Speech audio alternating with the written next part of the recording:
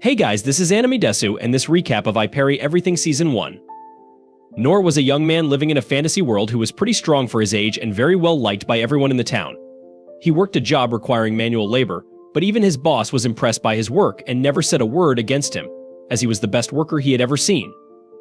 One day, after taking his daily wage, he was about to head back when he suddenly heard the voice of a woman screaming for help coming from a nearby cave. He immediately rushed over, even after his boss told him not to as it could be dangerous. He ignored everyone's warnings and entered the cave, only to see a girl wrapped in magical barbed wire while an adventurous party faced off against a giant demonic bull. Ever since he was a child, Nor always had to take care of his mother and the household, because his father never came back.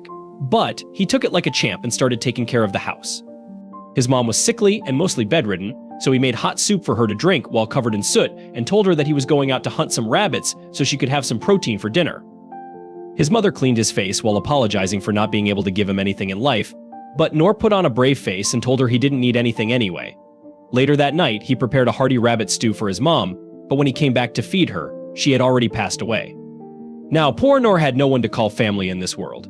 He buried his mother outside the house but decided that he couldn't be weak and cry. He started living alone, tending to the garden, catching game, taking care of the farm animals, and studying inside his room after thoroughly cleaning it.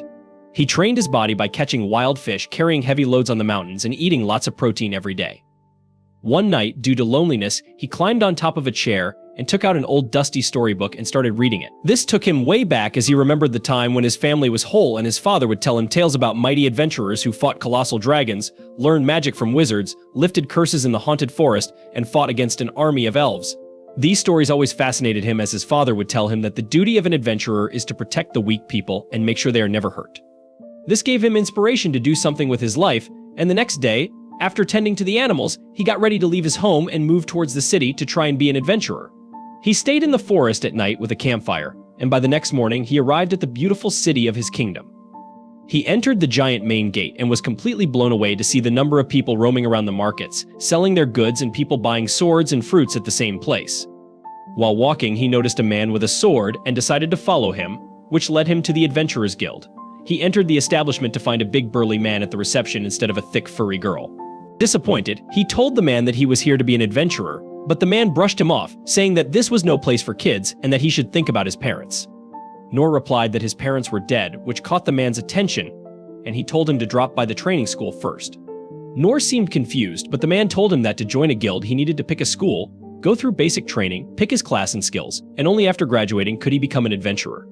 Nor was happy for the information and excitedly headed over to a school with the aim to become the strongest swordsman. He enrolled and started training in the way of the sword, but even after several weeks, while every other student started awakening their magical potential, Nor still had no magical abilities.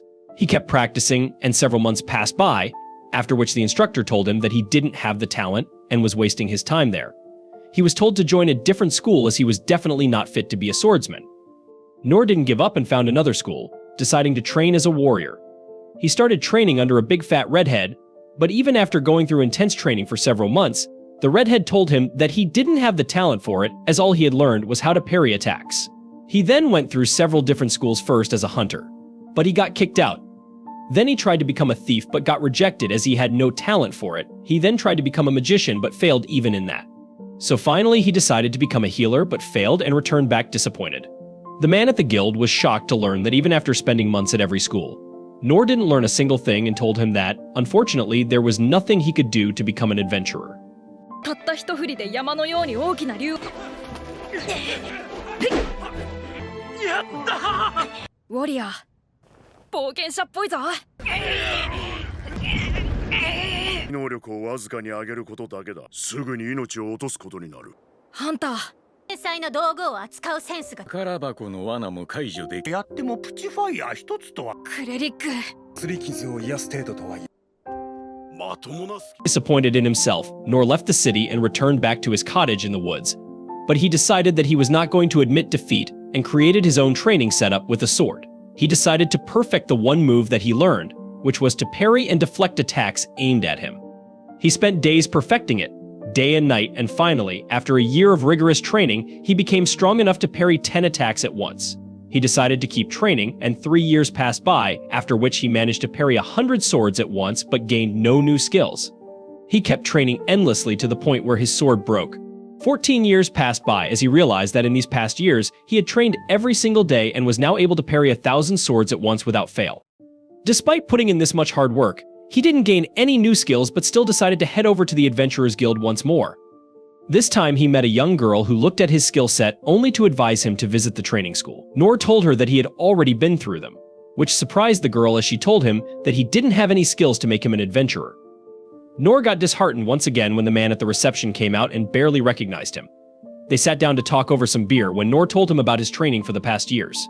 The man told him that there are ranks in an adventurer from E to S, but even to become E rank, you need at least one skill, which Nor didn't have. Nor got sad, but the man told him that not many people knew, but there was another rank below E, which was F. There are some limitations for F-rank adventurers as they can't take kill quests or work in the forests. Outside the city they can only take odd manual labor jobs in the city, but no one would really want to do that. To his surprise, Nor immediately accepted and finally got his adventurer's license. He started doing odd jobs around the city like carrying heavy loads, finding lost cats, and kept training every single night. He also took nursing jobs and took care of old people by cooking for them. While doing all this, he kept training and seemed to be happy working as an adventurer who could actually help people. Finally, we come back to the present where the giant bull walked towards the adventurers and smashed the leader with his axe, sending him flying into the wall. Nor quickly checked him only to find out that he was dead. He looked back to see the other guys getting skewered by the bull, as it killed every single person in the area effortlessly before moving its eyes onto the white-haired girl. Nor's body immediately jumped into action as he threw a rock at the bull and diverted its attention before running away. The monster chased him with surprising quickness, and Nor realized that he couldn't run away, so he turned around and parried the bull's attack. To his surprise, the parry was so strong that the bull got blasted into the wall. It immediately recovered and jumped through the dust to attack Nor, but he was able to parry the attacks again and again as he realized that if he missed a single parry, he was as good as dead. He tried to find an opening but realized that he didn't have a single offensive skill to actually land an attack. His sword started chipping, but the demon turned towards the girl and rushed towards her. Nor immediately used his feather step ability, which increased his speed, to appear before the bull and deflect the attack once again at the cost of his own sword. He remembered his father telling him that an adventurer defends the weak even at the cost of his own life, so he stood his ground even with a broken sword. This time, when the monster attacked, Nor parried with all his might, which deflected the axe so much that it bounced back and chopped the head of the bull cleanly before getting stuck in the rocks. The girl was utterly shocked as blood splattered all around the area, but the magical barbed wire disappeared from her body.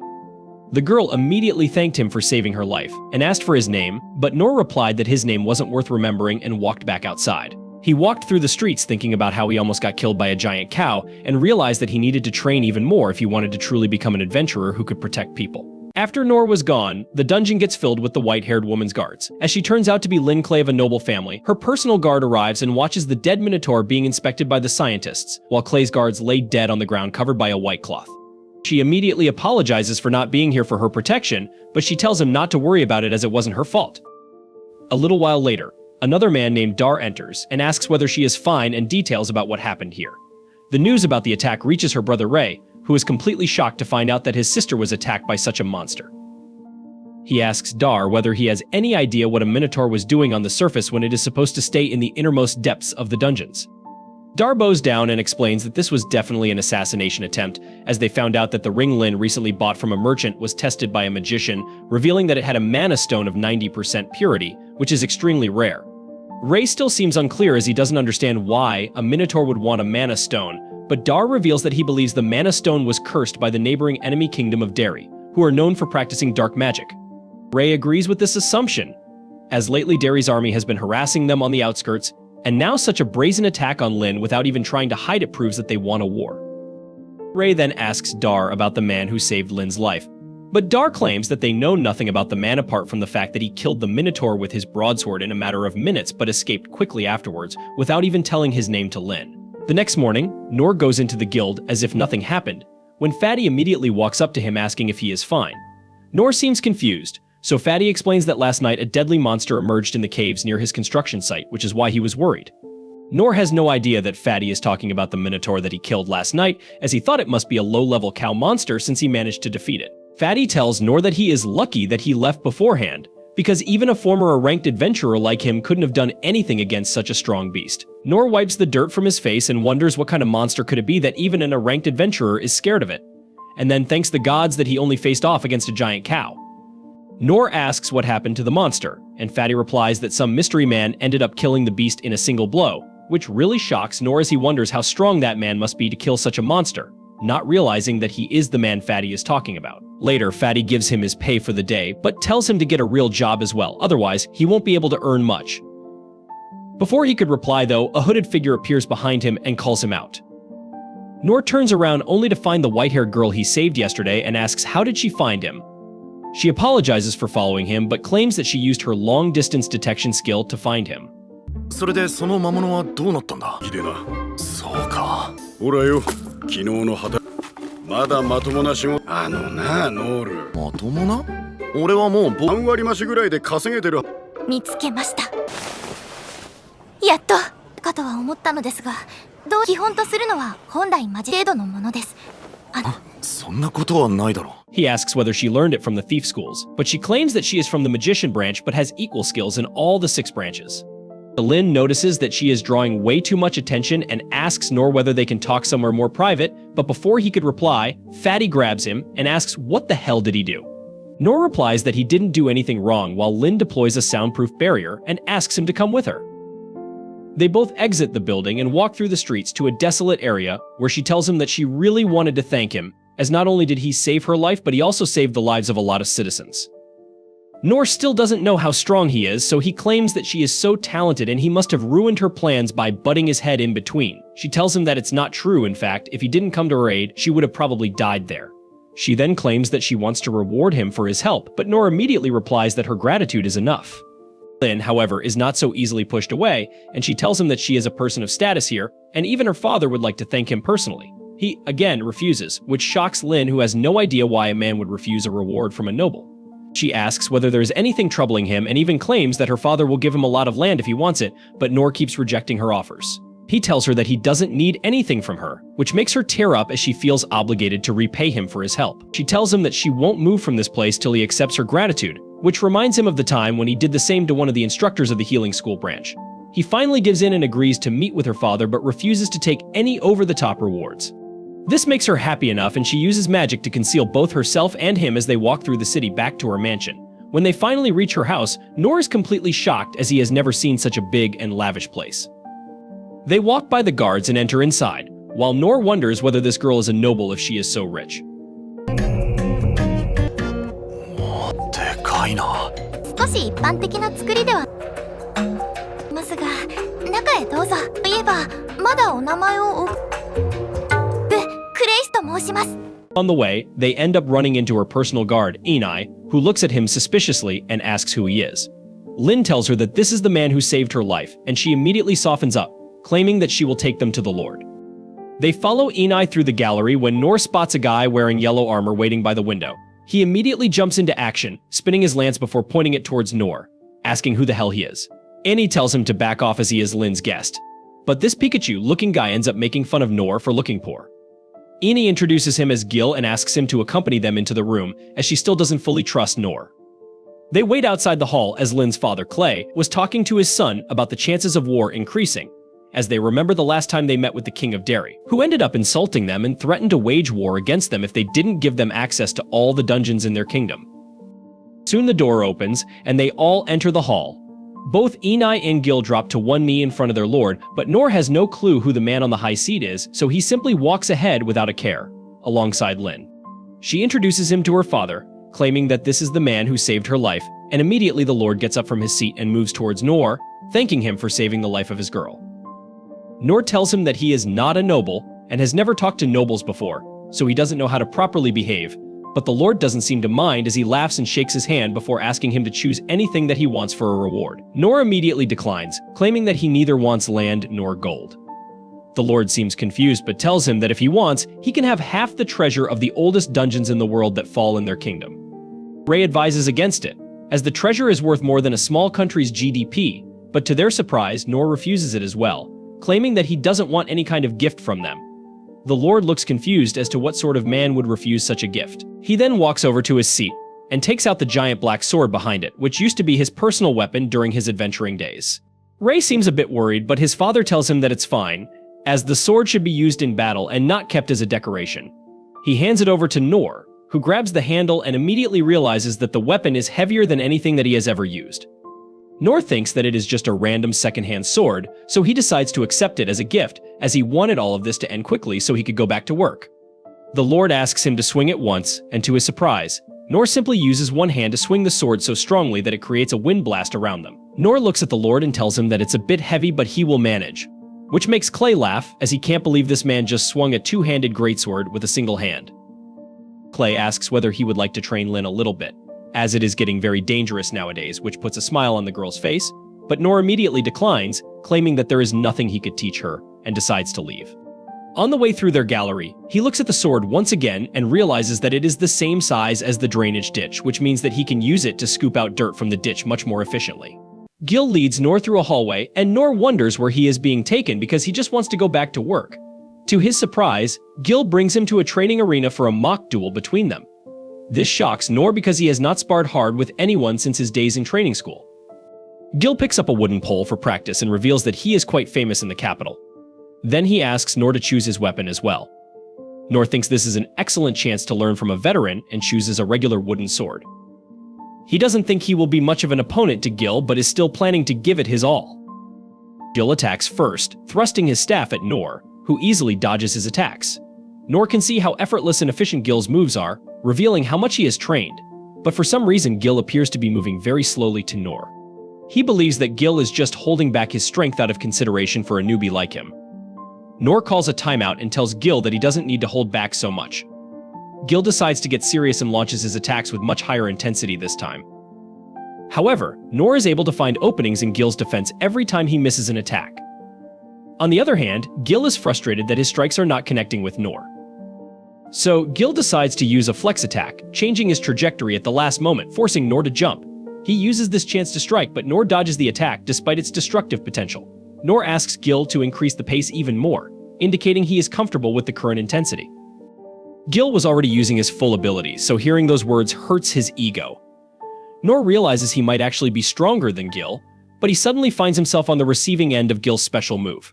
The attack is dangerously close, but Nor manages to dodge it. After seeing the destructive power of Gil's attack, Nor declares he no longer wishes to fight and leaves the palace. そいつは悪かったな。だがそれよりさっきより格段に速いに無防備になっている。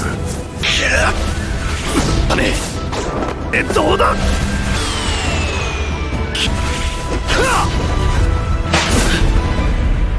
However, his skill causes an uproar among other knights who can't believe he could dodge their captain's special attack. Some speculate that Nor survived only because Gil was using a practice spear, otherwise, a genius like Gil could easily defeat anyone. Hearing these words takes the depressed Gil down memory lane. He was always talented with a spear and traveled all around the kingdom seeking powerful opponents. No one could give him a proper challenge, and Gil got bored. He joined the knights in the capital to fight monsters, but even they were no match for his strength and skill. His boredom persisted until one day, the master of the sword school visited him. The master, who trained Gil in his early days, listened to Gil's frustrations. Gil expressed how boring it was to be so strong and wished for stronger opponents. The master only told him that someday a student who surpasses him will emerge. Gil hoped this person would appear while he was still alive to relieve his boredom. Now, Gil thinks about Nor, who surprised him during their duel.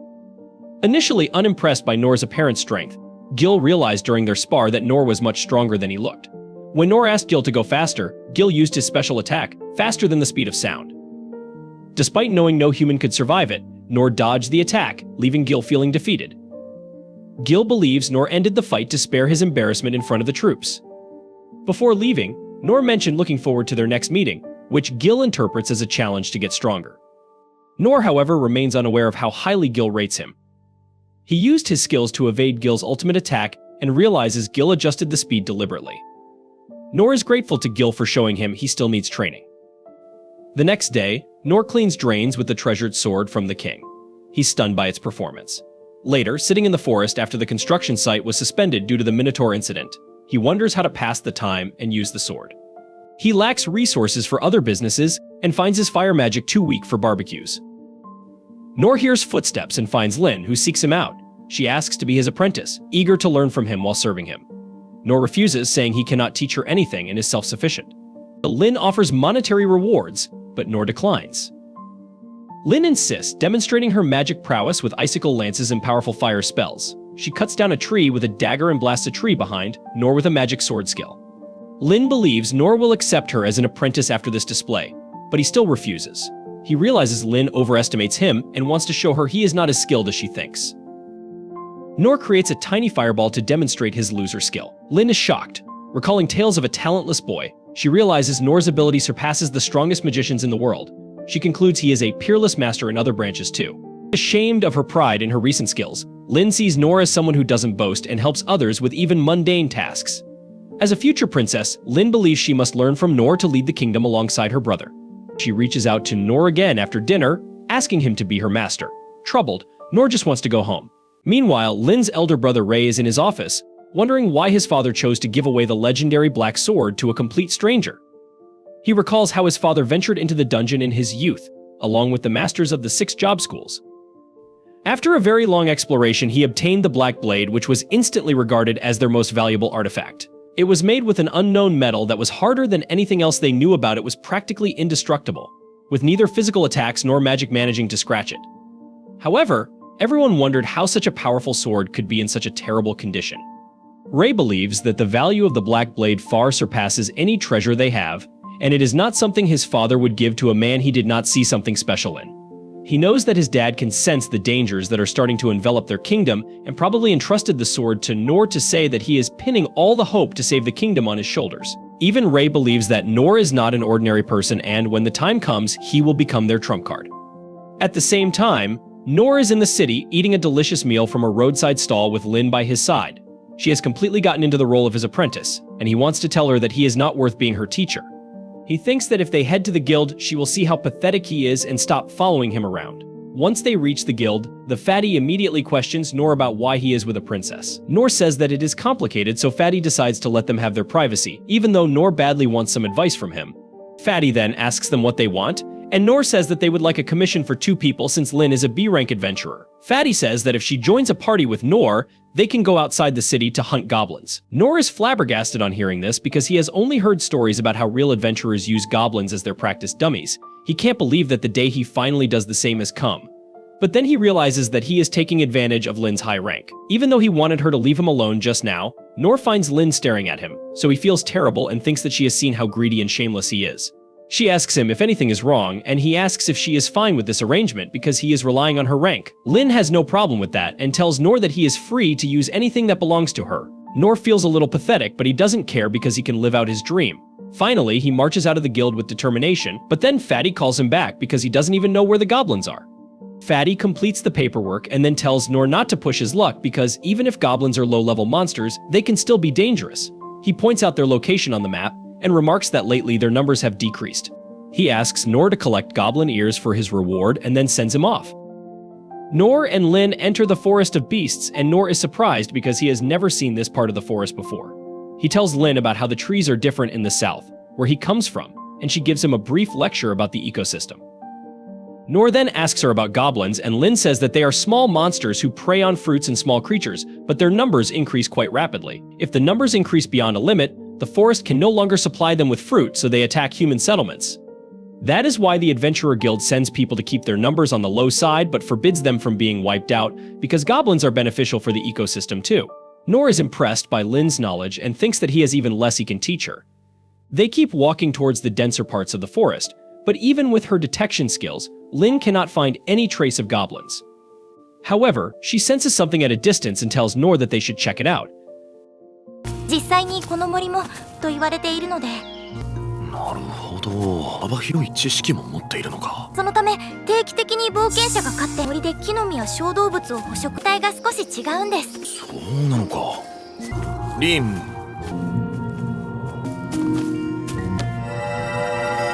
やはりいませんね。The deeper they go into the forest, the darker it becomes, and the mist surrounding them also begins to thicken. Once they reach the spot where Lin had sensed the monster, they find nothing. She remarks that the presence of the monster simply vanished, but Nor senses something unusual in the rustling of the leaves. He looks ahead and finds the half-eaten body of a goblin floating in the air, and it suddenly falls to the ground. Lin immediately uses a spell to uncover whoever is behind it, and a huge green monster with a red crystal on its forehead becomes visible. Nor is shocked and asks who this cousin of the Incredible Hulk is. She tries telling him that it is a goblin emperor, however, she stutters, and Nor only hears that the monster is a goblin. He freaks out, thinking that this is the normal size of a goblin, and if real adventurers can use them as practice material, they must be really amazing. The Goblin Emperor uproots trees with his bare hands and roars loudly, terrifying Lin. She knows that even a Goblin King is a Calamity-class monster that is not easy to deal with, and the Goblin Emperor is leagues stronger than it. She knows that the Goblin Emperor is not a natural monster but an artificial one created through taboo experiments. She is terrified of it, and Nor thinks that even though she is powerful, she must never have fought monsters before. He tells her not to worry about anything because their opponent is just a goblin. His words give her courage, and she thinks that maybe Nor predicted that a monster of this level was already here, which is why he was so excited to come here. She takes her stance next to him, certain that she can defeat the Goblin Emperor alongside her teacher. The Goblin Emperor charges at them with a tree trunk in each arm. Nor blocks his first attack and parries it, and manages to parry the second attack too. After that, the Goblin Emperor tries to push him into a corner with brute force, but Nor still overwhelms it with a parry. This disbalances the goblin, and Lin tries hitting it with wind and ice magic, but the goblin is remarkably agile and dodges all her attacks. The Goblin Emperor yeets a tree towards her, but Nor parries it. He asks Lin if she is fine, and she tells him to keep his attention on the goblin, who is throwing more trees towards him. Nor continues to parry them, but he's getting tired now. Lin notices that whatever little injuries the Goblin Emperor is receiving are healing unnaturally fast, and she believes that the red mana stone on its forehead is the reason behind that. Suddenly, the Goblin Emperor throws 3 trees towards Nor at once, and he panics because he won't be able to parry all of them at once. Luckily, Lin comes in clutch with a powerful wind magic that blows away all the trees. Her attack damages the goblin, but it heals from the injuries instantly.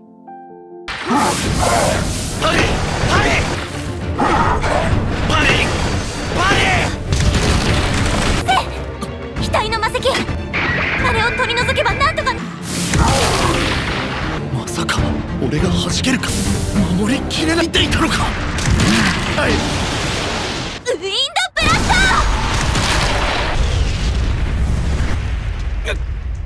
Now, Lin is certain that they need to get the mana stone out of its head to defeat it, but Nor doesn't think they can manage to do that. Suddenly, he gets an idea and asks Lin to shoot the powerful wind magic from earlier at his back. She warns him that the spell is powerful enough to tear castle walls, but Nor plans to take the blow using his black blade so that he can accelerate towards the Goblin Emperor faster than it can react. Lin agrees and shoots his back with a powerful wind blast. Nor is sent speeding ahead, and despite using the physical enhancement skill, he still breaks a bone. He dodges the tree thrown at him by the goblin and then quickly heals himself before jumping high up to deliver the finishing blow. The Goblin Emperor tries attacking him with a tree, but Nor's powerful strike cuts through the tree and hits the mana stone on the goblin's head. The mana stone pops out of its socket, and the goblin screeches in pain as Nor is sent rolling on the ground. He gets up and sees the goblin writhing in pain, and then Lin comes to him with the mana stone she has safely retrieved. Nor then asks her if she can deal with the goblin by herself now, and she accepts his request. He doesn't feel good seeing the suffering monster, so he asks Lin to make it as peaceful as possible. She affirms and then, ironically, proceeds to burn the Goblin Emperor to death. Nor pays the monster his sympathies, and then thinks that he has had enough of goblin hunting for a while. He thinks that he is still too weak to even face fodder-level monsters, so he should train harder before coming to the forest again. Later, the secret agents serving Rei bring the Mana Stone to him and report about the Goblin Emperor case.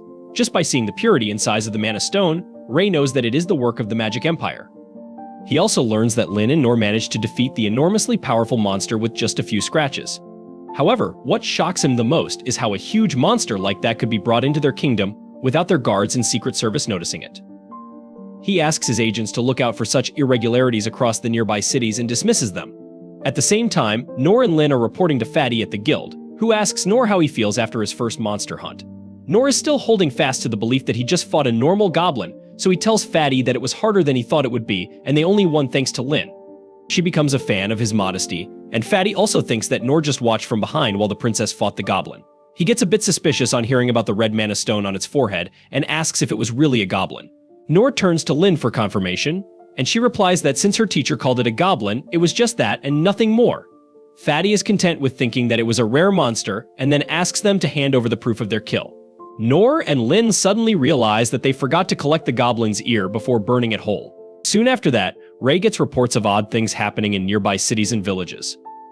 In some places, people are hearing strange sounds at night and animals are cowering in fear as they return from the forest. Meanwhile, in other places, the number of disappearing pets is increasing as the forests nearby have suddenly become more silent. Rei believes that this could be the sign of unnatural monsters who have snuck into their kingdom. He immediately orders his men to send search parties to each of the locations and put everyone with detection spells at work. He also orders them to summon the 6 masters of each school because they may need their help. Once his subordinates are gone, Ray shows his frustration as he throws the papers in the air, wondering if the Magic Empire really wants their dungeons so badly that it is going to such lengths.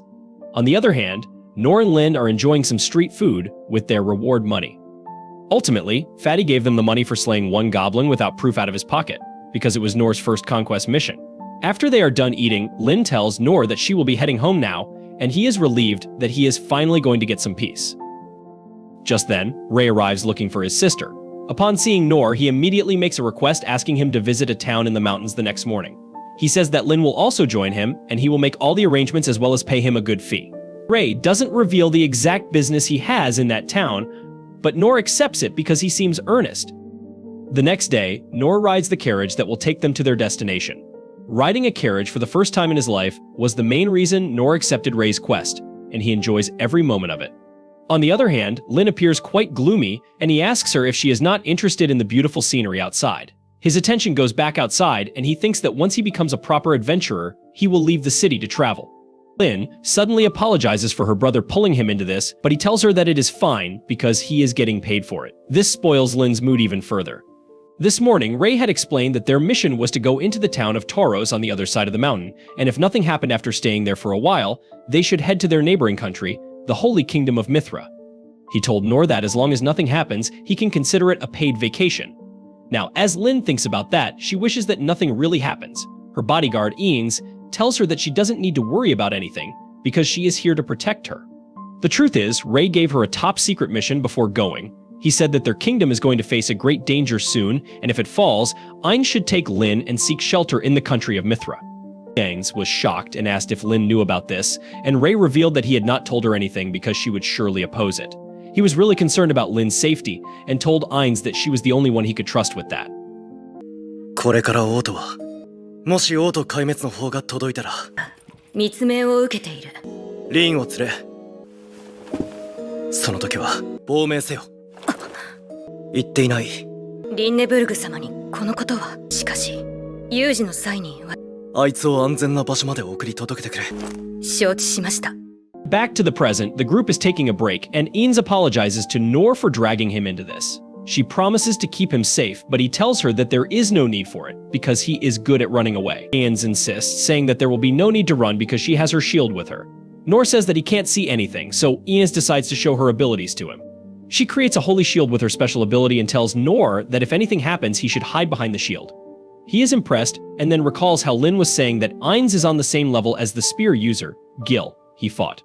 He has heard that Gil is strong enough to defeat a dragon, and if Ines is on the same level as him, Nor thinks that they are too strong compared to someone like him who struggled fighting a mere goblin. He thanks Ines, saying that she is really talented, but those words remind her of her childhood. She lived in an orphanage, and one day she suddenly activated her power. Her friend was curious about it and tried touching it, only to get her finger cut. The caretakers called the principal, and soon the magician, the redhead warrior, and the priest came to the orphanage as well. They asked Ines to show her abilities, and the magician declared that it was a gift from heaven, which only the rarest people can receive. He told the young Ines that her power could be a blade that could cut through anything or a shield that could block any attack, depending on how she used it. Ines was bothered by these heavy words, but the redhead warrior told her that he would train her to use her power correctly. He took her in as a student, and while he trained her ability with him, she kept distancing herself from everyone in the orphanage out of fear of hurting them. However, that was only until she met Nor and learned his name. She had heard that name a lot from the redhead warrior, who was her master as well as adoptive father. One day, as they were hunting monsters in the forest, another warrior told the redhead that a huge group of monsters was approaching them. The redhead was lost in thought and mumbled that he wished Nor was here at times like this. Ines was curious to know about the person her father acknowledged, but more than that, she was jealous of him. Ever since she met Nor, her jealousy has gotten worse, and she wants to shake that feeling off so that she can protect Lin without any weakness. Just then, Nor notices something moving through the wheat fields and leaving a strange trail. As soon as Lin hears this, she asks the carriage to be stopped. She uses her magic to reveal whatever is hiding in the field, and it turns out to be a huge frog-bat hybrid monster. At the same time, numerous monsters attack the capital at once. Ray commands to deploy the warriors, swordsmen, and hunters to hunt as many as they can, while the thieves are to help the civilians evacuate. King Clay recalls the words of Emperor Derry, who told him that they would regret not accepting his conditions. He believes that Derry is behind this attack, and Rai agrees. He believes that this might just be the start and they should get ready for much worse attacks. Clay asks him about the 6 masters, and Ray replies that all of them are already deployed to face powerful monsters. Meanwhile, the redhead warrior and his troops face 3 goblin emperors in the forest. The swordmaster hunts down lizard monsters in the city, and the hunters, magicians, healers, and thieves are also at work. But the king fears that they have spread them out too thin. On the other hand, just as Lin uncovers the concealment spell on the black dragon, it attacks the girl in front of him. Lin and Eanes recognize the monster as the Black Death Dragon, which is incredibly dangerous. But Nor charges towards it without wasting a moment to protect the girl. He parries the dragon strikes with his black blade, and Eanes remarks that the girl also appeared out of nowhere. Just as Lin broke the concealment spell around the dragon, she knows that it can only mean one thing: the girl is definitely a demon with the power to control monsters. Her brother had once told her about demons who look like humans, but their powers and nature are closer to monsters. He told her that demons are a vile race who destroyed an entire kingdom once, and because of that, humans hunted them down. Their descendants still live on, and Ray was certain that they must hold deep grudges against humans.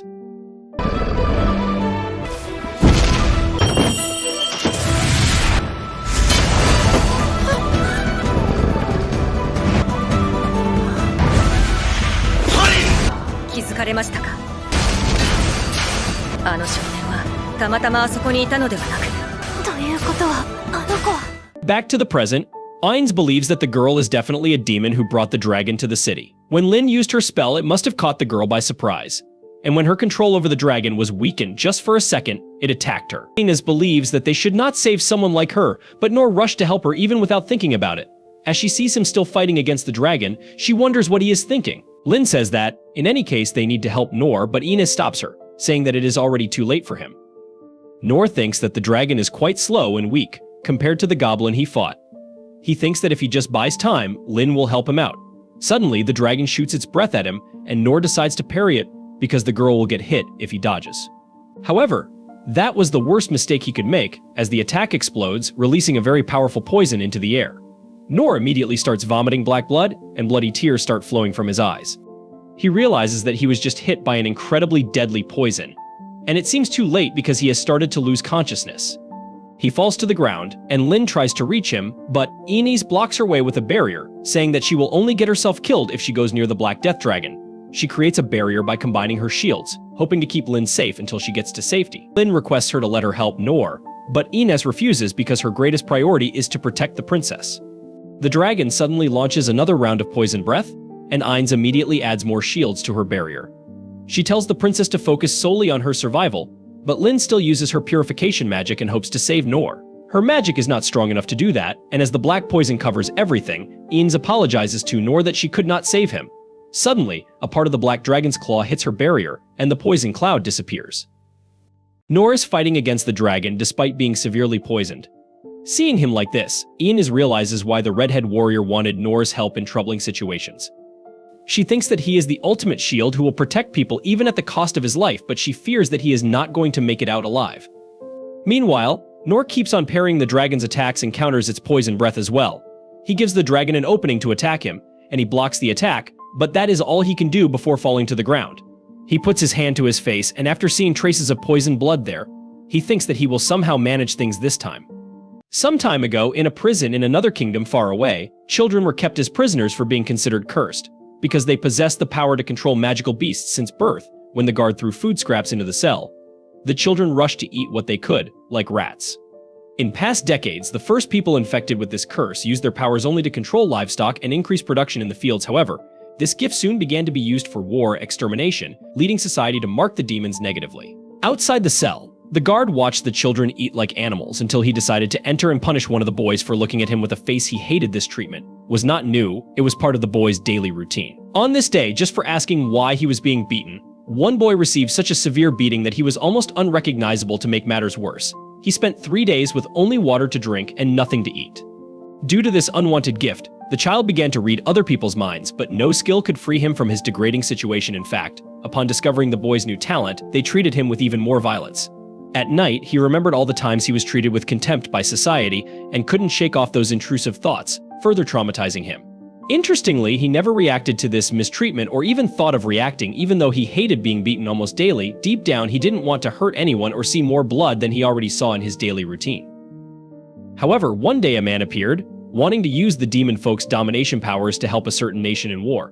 Knowing that the child had never known what it meant to be respected and valued, the man said it was the greatest honor to help society with his abilities while bringing monsters that needed to be tamed for battle. Eager to be useful, the boy was surprised to discover that he could finally help someone something that was previously unthinkable. The man went further, promising that the boy would never be beaten again if he did as he was told and would have access to delicious meals he had never had before. This was not limited to this specific child, but also extended to all his friends in their dirty, rotten cells. It was soon revealed that this man was the same one who had beaten the boy so much in prison. Now, being more honest with his speech, he stated that if the boy refused the agreement, his situation would worsen even more in the cell. Using a magical device to prevent his mind from being read, the man felt confident that he could gain the demon's support for his selfish purposes. Even though he couldn't know what the man was actually thinking, the child knew one thing for sure: he never broke his promises, even if they involved the worst fate he could offer the demon folk through his brutal beatings. As it stands, we already know the outcome of this conversation. The confidence that the man would keep his promise made the boy resolve to kill his targets at any cost.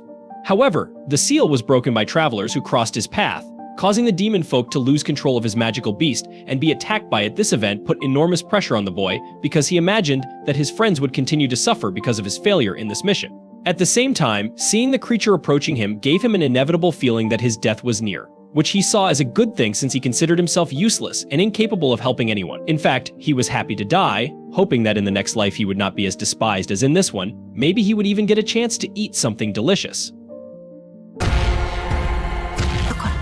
ちゃんと殺さなきゃ。シールが。どうしよう。ごめんなさい。死ねるんだ。何の役にも立てなかったけど、ここで死ねて殴られませんように、誰かの役に立てますように。それから一度でいいから。However, as he closed his eyes, waiting for his end, the demon folk opened his eyelids again to check the sound of a sword in front of him. It was an unknown man using his Parry ability to confront the black dragon of death. The folk didn't understand why someone was protecting him. Even when the dragon released its toxin into the air, the warrior made sure to extend his healing to the child, saving him from death by the spreading poison. But after an intense battle against such a powerful creature, the man finally lost his strength and fell to the ground. Exhausted, the poison was already taking over his body and making it difficult to breathe. But when he saw his grayish blood on his hands, Nor felt relieved for some reason. As a child, Nor had once gone to collect ingredients on the mountain after returning from training at his school in the royal capital. He celebrated having filled his bucket with food, but it was no accident that he collected so much lacking knowledge about vegetation and its properties. He wasn't used to bringing home new ingredients that could be included in his diet. On that day, he ended up ingesting a highly poisonous plant. He crawled all night until he reached a water source to wet his head, not knowing what to do. He sought answers on how to heal himself in the books at home until he found the plant he had ingested in one of them. Its name was Dragon's Ruin, and his mother had always said he should never eat that plant. The young man tried to keep up his training while practicing his light healing ability to avoid dying over time. He felt he was gradually improving since he no longer felt pain. When he returned beyond the mountain and encountered Dragon's Ruin again, he was more cautious, but not enough to avoid being bitten by a snake called Poison Thorn after punching the creature in the face. The child fainted again but woke up shortly afterward without feeling unwell.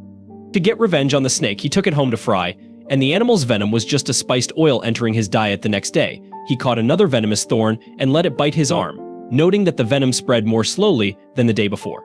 With this, Nor began to develop a special taste for poisonous things, imagining that tolerance to this substance would finally be the new ability he longed for in addition to his usual parry. Just like the day he went back to eating Dragon's Ruin to test his capacity, the boy remained steadfast in his goal in the end.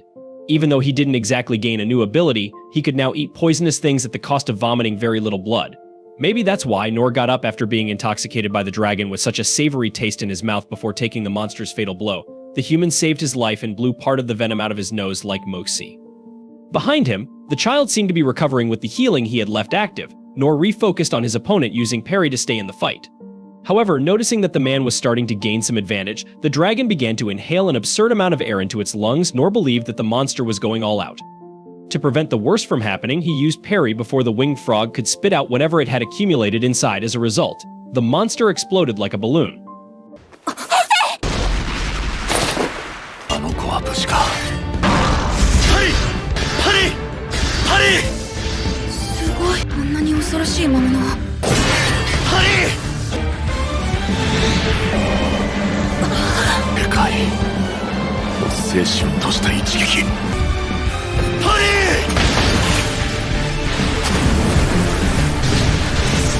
In front of the dead monster, Nor wondered how such a dangerous animal could be roaming these parts and got the answer from the child he had saved. She confessed that her mission was to take that creature to the city, and having no idea it was a demon folk. Nor imagined that this child had brought the frog to eat, just as he would have, or had raised the beast as a pet. Therefore, Nor apologized for killing the child's food or friend and promised to make amends, but the boy refused any form of payment and explained that he could control magical beasts. Surprised, Nor asked if anyone else had this ability, and the child became frightened upon hearing the word ability because his gift had always been seen as a curse wherever he went. Discovering that more people like this boy were born with this power, Nor interpreted it as a gift from the heavens, contrary to what the boy had heard about it until then. Also discovering that the child was a demon folk, Nor knew there was a tribe of demon folk where everyone could control creatures. This made him remember that he had often imagined what he would do if he had this ability. He would certainly have the land animals take up hoses and help in the fields, while the aerial ones would serve as carrier pigeons. Noting the man's tranquility, the demon folk asked if Nor was not afraid of him or did not hate him, but Nor didn't understand these questions after all. The boy's ability was extremely useful and should not be underestimated. Hearing this, the boy couldn't contain his emotion because feeling useful was really his weak point. Nor analyzed that this child was the opposite of him, since he, Nor, had fought incessantly to develop a single ability while the demon folk was born with such a powerful innate talent. Curiously, this hadn't made the child confident, quite the opposite. Nor didn't understand why anyway. He patted the boy's head and assured him that his power was extremely useful. At that moment, Lin and Denise arrived to see how the man was. They suggested seeking treatment as soon as possible, but he assured them he would be fine despite being poisoned. Lin saw that the miasma exhaled by the frog was so terrible it killed the weed it passed over, so she could hardly believe that Nor had not only survived ingesting this substance but had also returned to fight and defeated the Black Death Dragon. The only explanation she had was that one day she had heard from the Sovereign of Salvation about the Holy Spirit. When the cleric molded his body and mind, like a true saint, this technique began to purify everything it touched and healed all wounds. This is the perfection achieved after 40 years dedicated to eccentric training, but Nor seemed to have reached this level at a young age. At this point, the warrior asked that the child be treated by Lin, and the girl noticed that the boy had pale skin with silver hair mixed with light blue. Along with deep and dark eyes. Putting the pieces together, she understood that the boy was a demon folk. Knowing all the weight that came behind this certainty, she asked Nor what he intended to do with this child. He replied that he intended to take him with the group in the carriage. But Ines tested and Lin remained silent. Because she had studied the history of this demon folk and read terrible things about them, Nor explained that he owed the boy for disrupting his work of taking the frog to the city, so the two women in the group panicked with this information. Speaking of which, Nor asked who had ordered the boy to do this, but even he didn't know for sure. Analyzing the child's gaze and race, he was certain he was a slave from another kingdom, as slavery was banned in Clay. When the boy revealed he had nowhere to go, Nor reiterated that he would at least like to take him to the nearest city. Lin remembered her father had taught her to trust her own eyes instead of being swayed by rumors, and this embarrassed the noblewoman for so easily succumbing to the prejudices against demon folk instead of verifying for herself that this child was truly innocent. Soon, Nor asked the demon folk's name, and he finally revealed it to be Rollo. Despite Lin and Nor commotion, Ines reminded them that the carriage's destination was the sacred theocracy of Mithra, where the boy's race was forbidden. In other words, if they took Rollo with them in the carriage, they might become enemies of Mithra. Amidst this impasse, a mysterious, ominous-looking man approached the group, surprised that Rollo wasn't dead yet. That malicious being complains that the guy ruined the job he was supposed to do. Nor then discovers he was involved in the process and assumes he was responsible for messing everything up, apologizing for it. The bizarre man doesn't even understand why the boy is apologizing, because he couldn't care less about who messes up the jobs he needs to handle. In fact, now his business is only with Rollo, who is worth the effort of having under his control. Imagining that the guy isn't going to hand over the child, the mysterious man attacks from behind Nor, and moving at an incredible speed. However, the bearer of the Black Blade manages to defend himself with a parry just in time. Impatient, the enemy orders the child to be handed over. And Nor gets furious that the man doesn't even know her name. All that matters to him is the money a creature like her can fetch, or rather her carcass. The objective is to take Rollo and deliver her to the client. In this guy's mind, he's doing the demon folk a favor, since this kind of race only lives to suffer and generally doesn't mind kicking the bucket. As he spoke, the mercenary attacked relentlessly until a parry from the Black Blade destroyed the opponent's weapon. Watching the fight closely, Lin can't even keep up with the brutal speed of the rivals, while Ines keeps the princess safe. Although he lost his main weapon, the mercenary pulls out 2 daggers to continue his offensive. Even though Nor is known for having an almost impenetrable defense, as his attacks were frustrated, the mercenary grew increasingly impatient and intensified the ferocity of his blows, aiming for the enemy's head. The last stab was so powerful that even defending with his usual technique, this time Nor almost lost his balance and fell, while Rollo couldn't withstand the pressure of the wind caused and hit the ground. After being dragged several meters by the impact, Nor lost much of his breath and started seeing the adversary as a serious threat, aware that a stab like that could be the end of him. Just like the Minotaur he fought, this is an evident case of a hit kill. One of the man's daggers breaks, so he simply draws another and continues the offensive. All Nor can do is defend against the attacks because the opponent's tremendous speed doesn't allow any kind of reaction. Moreover, he needs to protect Rollo, and if he gets injured in any way, he might indirectly put the child at risk. The intensity is so sinister that Lin doesn't even consider getting close to try to help, knowing this is a matter for the big leagues. Meanwhile, her bodyguard fulfills her role as sworn, protecting the princess with a magical shield at a safe distance without getting involved in the mess. After all, she knows that mercenary is none other than Deadman Zadu, an S-rank adventurer.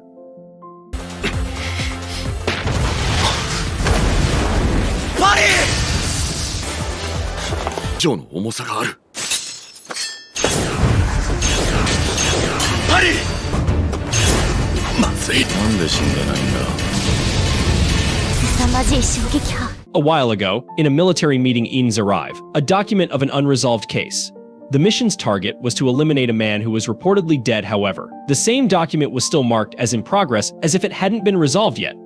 Dandold, the Sovereign Shield, thinks the case should already be considered closed. Sig, the Sovereign Sword, mentions that it's about Deadman Zadu, whose name literally means dead man after becoming S-rank at a young age. Zadu ended up becoming a target for other ranks. Hearing this, Gilbert would be happy to take down a guy like that, but his instructor suggests that the Sovereign Lance stay out of it. Without backing down, Gilbert comments that this guy is scaring even the strongest in the kingdom. Mian, the Sovereign Bosses, says Zadu is too strong for anyone, and it wouldn't be wise to send more people to die against him. Keru, the Sovereign of Shadows, agrees with this view because nothing good will come from a clash against that guy. But since young Gilbert was curious, Oaken tells that Deadman mastered the ancient art of dwarven alchemy as a child, and at 13, he earned the nickname Dragon Slayer. Realizing this, the Lancer notes that he wasn't the greatest prodigy of his generation. The mage continues the story, saying Zadu gained fame throughout his journey until he was considered the pinnacle of what an adventurer can become. Ian's questions at what point this individual became a target, and Sig explains that this guy doesn't always use his extraordinary abilities to rescue kittens stuck in trees. Aeneas reads one of the records where Deadman was responsible for wiping out 36 members of a merchant family. The Sovereign of Salvation recalls that it was suggested by the Adventurers Guild that his license be revoked, but Caro points out that some useful deeds Zadu did for society end up dividing opinions about this. By the way, one day he neutralized a potential disaster with his own hands, according to San. Because this matter is too complicated, it always ends up being shelved. Sig laments that in the mind of that S-rank, the only thing that matters is seeking money above all else. For Deadman, morals, customs, and civilization mean nothing. The best example of this is described in the document Eins holds Zadu annihilated an entire country. With all this in mind, the Divine Shield protects Lady Lindbergh with utmost caution while Nor struggles to keep his head attached to his body. On the day of the meeting, Sig recounted that Zadu killed the entire regional army along with its royal family. As the news spread worldwide, civilization came to understand that Deadman Zadu doesn't know the concept of good and evil. Keeping Lin in the rear, the vice captain of the warrior corps explains that this adventurer has already been challenged by half the world who sought the absurd bounty on his head. But this only resulted in a pile of bodies around Zadu, who saw the reward for his death multiply increasingly. To avoid more unnecessary deaths, Ianese revealed that the Adventurers Guild publicly announced Deadman's death in an attempt to bury the case, which is why he earned the nickname Deadman. Speaking of the devil, although Zadu was alive and well, his daggers couldn't say the same. As he drew his knives against his opponent, the giant sword with a peculiar shape managed to ruin his weapons. Nor apologized for breaking the entire S-rank collection but reminded Zadu that he was the one who attacked first. Puzzled by the man's way of speaking, Zadu didn't accept the stranger's apology, especially since his mithril knife was destroyed in this duel. But his Aura Chalcum and Dragonfang daggers should resist literally everything. Nor worried that the guy might want compensation, so the S-rank noticed just how odd this guy was, but even stranger was the sword he wielded. Reacting to this, Zadu threw his crucifix-shaped weapon into the air. Then the sword disassembled into dozens of similar blades, all pointing at Nor. According to Deadman, this technique was called Silver Cross. No matter how many swords Nor destroyed, the S-rank assured that he could make more. When the silver daggers were thrown at Nor, despite his rigorous training for moments like these, he knew he couldn't handle so many projectiles at once. Therefore, he was forced to use his own body to shield Rollo from being hit first and his back and then in his arm. The daggers pierced the adventurer, triggering Ein's alarm because at this rate the man wouldn't last long. Thus, the Divine Shield engaged in a mental struggle between helping Nor or staying within the shield to protect Lin closely until she turned to the princess and asked for permission to join the battle. 今日はおとなしくこっちでやるか。一本でも数十の鉄拳を瞬く間に数百の命を。シルバークロス。こっちはいくら壊しても気にすんな。できるんだよな。パリ！ノール先生！パリ！シルバークロスの量が多すぎる。She then interfered with the advantage of the Silver Cross, using her magical shield to block every projectile launched at her and her allies. Having sworn to protect Lady Lindbergh, Ines knew that Nora's death could cost her life afterward, and consequently the princess's as well. Using her divine shield, not just for protection but also for offense, the officer prevented damage to her allies. But her offensive power wasn't enough to hit Zadu, who dodged the attacks with mastery. Thus, Ines asked Nor to take care of the offense while she focused on the group's protection. The man thought about what he could do to get through that swarm of swords and then saw the solution in the death Black Dragon's fangs. He enhanced his physique and asked the knight to open part of the shield, then threw the fangs toward the swords, destroying each one of them. With considerable ammunition left, Nor intended to maintain the strategy until he created an opening. But Zadu surprised him by attacking Ines from the flank. Nor managed to parry before the tragedy happened, breaking another blade of the opponent. This time, the dagger was made of adamantium, so the S rank simply swallowed hard, accepting that this guy was capable of destroying all his equipment. After accepting this, he didn't intend to lose his entire collection in a single fight, so he announced he would flee, even giving up on going to that celebration happening in the royal capital. Haynes asked what celebration it was, but he didn't know the details, only that it was going to be one of those extravagant parties. Having said that, he turned and bid farewell to the others, ironically. But Nor responded genuinely, not realizing it was a mockery. Then Zadu commented that this guy was, among all the strange people he had encountered in his life, the strangest of all. He then told Rollo he was lucky because he was going to make a lot of money off the demon folk. Speaking of which, Zadu itched not to attack again but couldn't resist and used a piece of adamantium for one last attempt. But he understood that Nor was a real wall in front of the child. Thus, Deadman disappeared in a dark smoke. After that, the group discussed the celebration the S-rank mentioned, and Lin confessed she was curious to know what it was.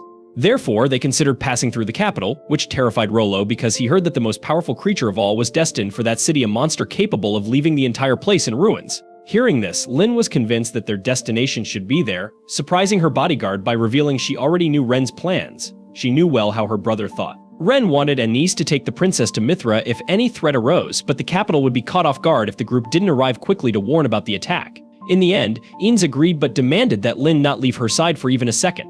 As for Rollo, he decided to accompany the travelers, admiring the leadership and care he received from Nor. On their way, Lin reflected that she was afraid, but Nor's presence brought a sense of calm for everything the man had demonstrated up to that moment. Meanwhile, the adventurer showed wild horses to Rollo, proving that his skills were not just with the sword.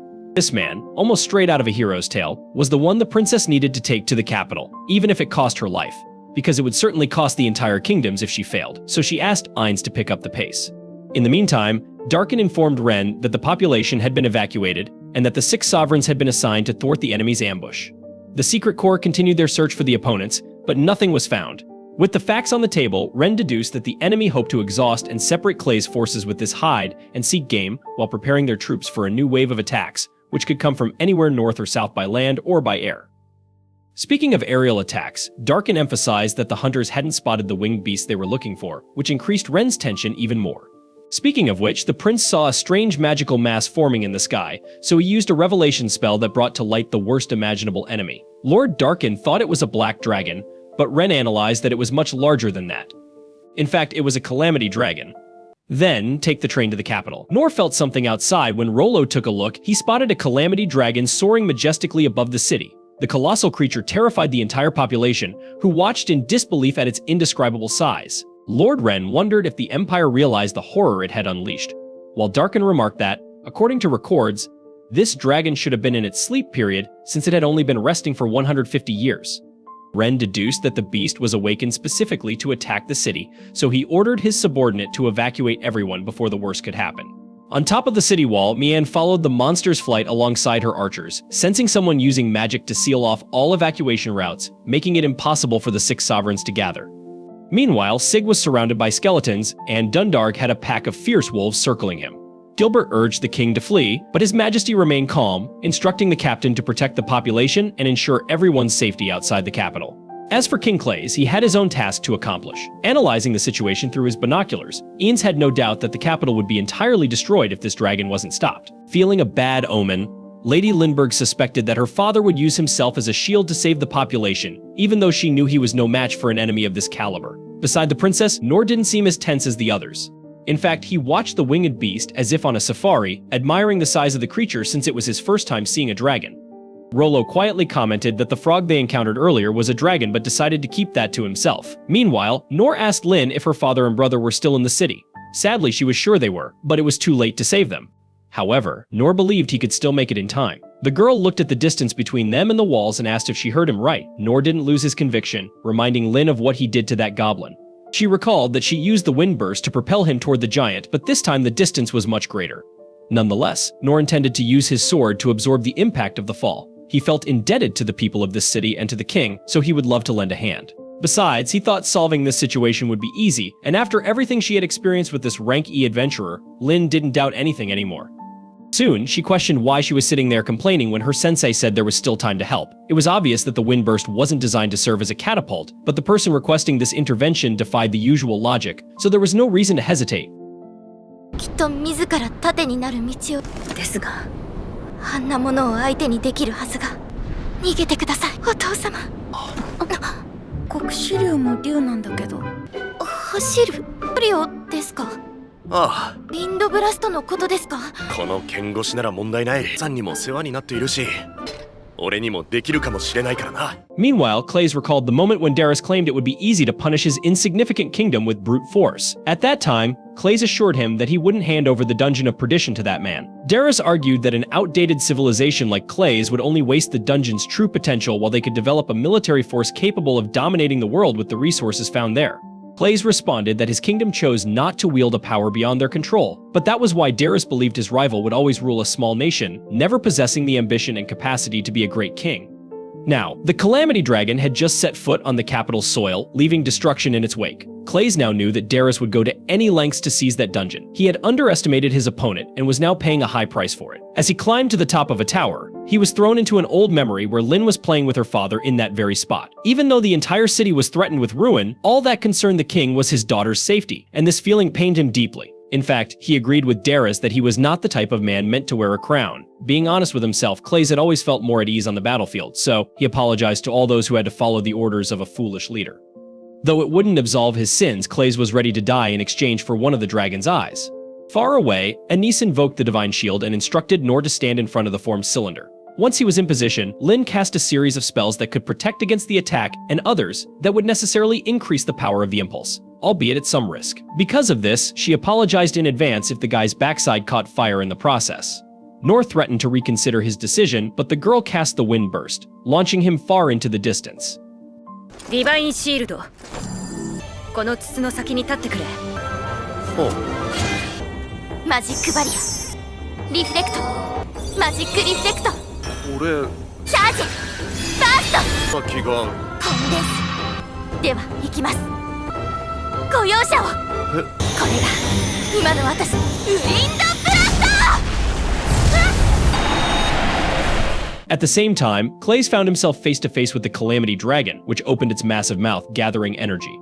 Ren realized that this was the ancient breath that incinerated the entire continent hundreds of years ago, leaving the entire population frozen in fear at the sight of this unstoppable power. Clays quickly understood that the enemy wouldn't give him any chance for a fair fight, but at the very least, he felt he must do something worthy of his crown before meeting his end.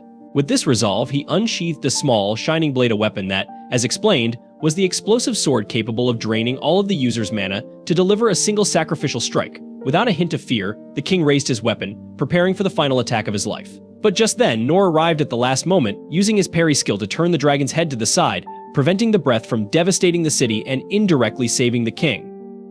The townsfolk watched the scene in disbelief as the dragon slowly fell to the ground. Once it rose again, the dragon, revealing a feminine voice, questioned why it was surrounded by an endless smoke. In the midst of this, she saw Nor and deduced that this small human was responsible for the intervention. Her eyes burned with rage, for in her mind, the strong must control the weak and crush them with violence. With her tail, the dragon demolished part of the wall and directed her aggression at the human. who parried the tail with the same skill as before. Once more, the creature crashed to the ground, and Nor admitted that he thought he was going to die there. A few minutes earlier, when he was thrown by the wind gust, the young man had tripped over a stone and started spinning through the air like a windmill. He used physical enchantment to regain his balance, standing before the massive wall. The adventurer leapt even higher, his body propelled closer and closer to the dragon. For a moment, he threatened to back down in the face of such a terrifying threat, but he shook his head to stay focused, and the rest is history. After knocking the beast down again, Nor scratched his head, surprised that the parry worked so well on such a large creature. This realization gave the man more confidence as he gripped his sword tighter, no longer seeing the dragon as a terrifying beast but rather believing he could defeat the enemy on his own. Meanwhile, Lin and Rollo arrived at the royal capital on horseback, trying to find the king and escape the city as quickly as possible. However, the group was struck by debris, causing them to fall from their horses. The damage could have been much worse, but Anise saved them all with her magical shield. Ahead of them, those responsible for hurling the debris emerged from the shadows, Emperor goblins marching toward the princess and the others. Lin reflected that these monsters were much smaller than the ones she fought with Nor in the forest.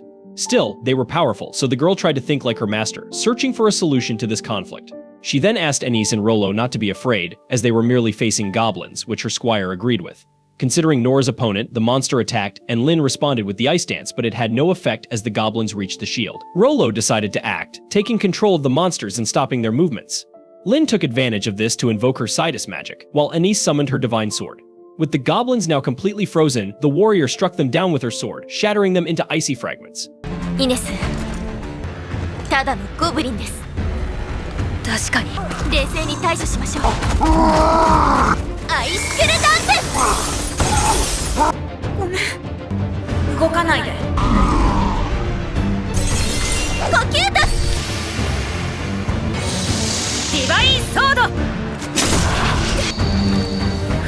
With the victory, Lin observed that not only did Anise deserve the title of Divine Shield, but her divine sword was also worthy of such honor. As for Rollo, the girl was amazed to see him control those enormous goblins with just a few words. The fact that this young demon folk was so powerful was mind-blowing. Either way, she imagined it must take great courage to use such a strong ability. Meanwhile, the dragon attacked the diminutive human in her path with increasing fury. Despite being a mere insect in comparison to this winged beast, Nor managed to dodge every blow with his parry skill, frustrating his opponent. Although she believed her claws and scales should be indestructible, she saw her body taking serious damage from the impact of that sword. Speaking of which, Nor also didn't understand how this strange weapon could remain unscathed even when used against such tough opponents. Regardless, he knew that the Black Blade was the key to victory. However, defeating the dragon wouldn't be easy, especially since she knew she was at a disadvantage on the ground. She took to the skies and began gathering her breath once more. When she had built up enough power, she unleashed it directly at the human who dared to challenge her, leaving Nor with no choice but to defend with the parry. He deflected the dragon's breath like a baseball, sending it straight into the atmosphere and causing a continental explosion in the sky. Faced with this, the dragon descended from the heavens and let out an ear-piercing roar. Rollo observed the scene and commented that it wasn't just rage that was consuming the creature, but also her wounded pride at seeing her opponent not even taking the challenge seriously. Similarly, Clays reflected that dragons are naturally egocentric, but an ancient dragon of this level is even more so, considering they're known as the most powerful creatures on Earth. Thus, when Nor attacked the enemy, he tore out one of her fangs, causing her to crash down. The red eye lost its vibrant color, calming the beast. Seeing the claw and the monster before him, Nor recalled the story his father told him as a child about the Dragon Slayer, but he didn't feel he fit that kind of character. The rest of the team gathers around, concerned if the warrior is hurt. But he assures them he's perfectly fine. In fact, he mentions that everything suddenly makes sense, all thanks to Rollo. The boy, confused, asks what he's talking about. Nor explains that the dragon calmed down just as the boy had said it would. However, Rollo reveals he had nothing to do with it, surprising the adventurer. After all, the monsters stopped being hostile out of nowhere, and Nor had assumed the demon folk had used his powers to tame the beast. For the last time, the child insists that he did nothing, which reminds the man of the time the boy expressed his reluctance to show his power, fearing he would be hated for it. Nor decides to drop the subject and instead asks if the demon folk can send the dragon back to where it came from. But Eanes intervenes, warning that a monster like that roaming free could be extremely dangerous. The adventurer understands that it would be easier to kill the dragon then and there, but if possible, he would prefer not to. After a brief reflection, Lin agrees to let the dragon live. She then turns to Rollo and asks if he's capable of sending the winged beast back. Considering the creature's power, the boy isn't sure, but he assumes the best he can do is politely ask it to return to its place of origin. To give the boy some confidence, Nor assures him that neither Inez nor Lin are afraid of his power, which calms the boy enough to muster the courage to do what needs to be done. Even though he hesitates, Rollo steps forward and begins his spell but stops before it takes effect. Nor asks if something went wrong. The truth is that the dragon informed the demon folk that it would do whatever its master commanded. Nor breaks into a cold sweat, and Lin can hardly believe this is actually happening. Regardless, Rollo seems unsure of what to do next, so Nor suggests he calmly ask the dragon to return home and never again threaten humanity. With that, Rollo closes his eyes and resumes his ability. Within seconds, the dragon raises its head, and the demon folk informs them that the beast understood every word and would follow the order to the letter. The dragon then takes flight and departs. But as it crosses the skies and everything seems resolved, a bolt of lightning strikes the dragon at incredible speed, exploding upon impact and bringing the dragon down instantly.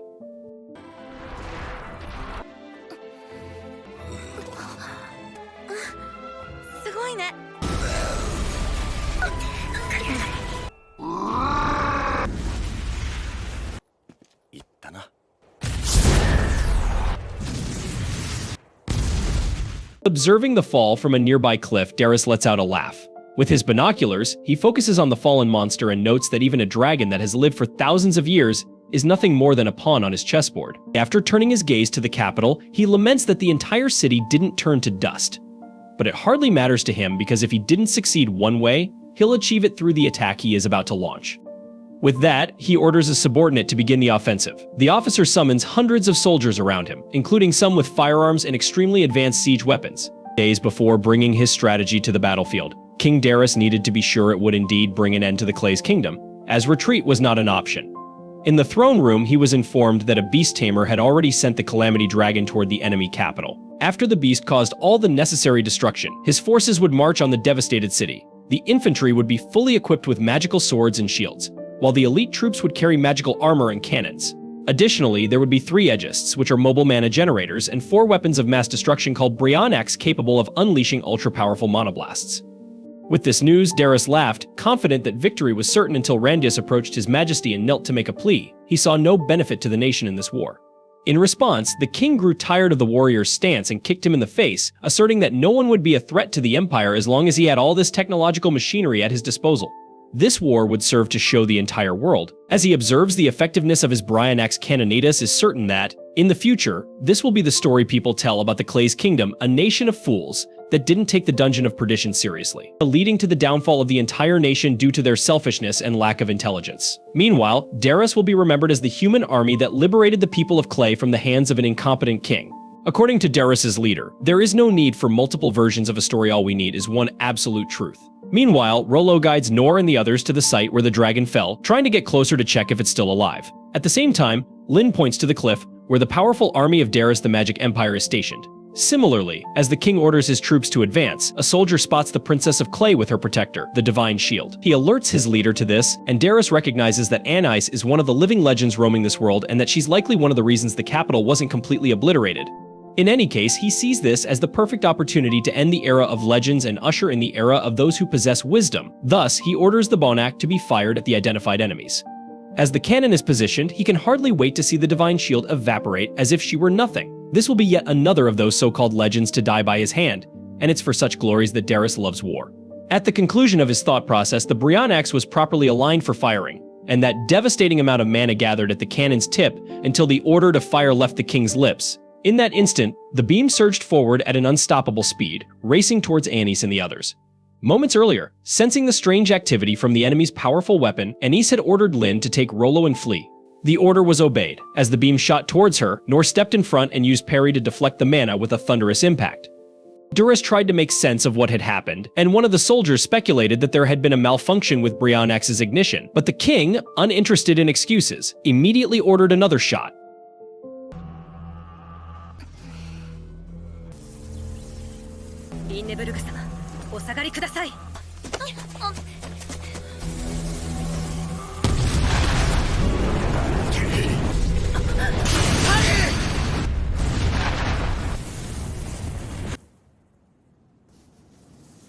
On the other side of the battlefield, Nor wondered what kind of power they were up against and about the movement of those soldiers spread across the territory. Lady Lindbergh explained that Darius I had mobilized his forces and that probably 10,000 enemy soldiers were ready for an offensive. The capital of Clay had its own army, but it wasn't enough to fight against such a powerful force.